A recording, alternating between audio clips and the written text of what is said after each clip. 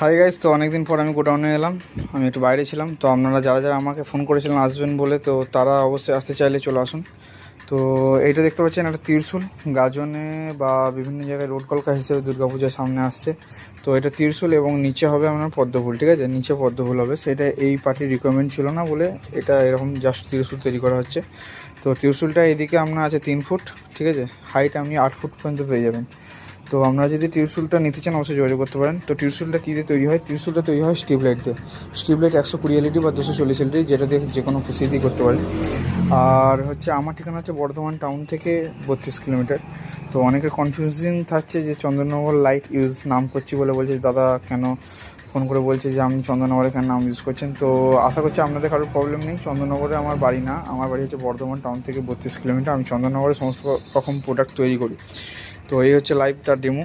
তো আপনারা চাইলে যোগাযোগ করতে পারেন। পশ্চিমবঙ্গের যে কোনো প্রান্তে আমার মাল ডেলিভারি হয়। ফুল কপার এসএমডি ও ফুল কপার স্ট্রিপ দিয়ে মাল তৈরি হয়।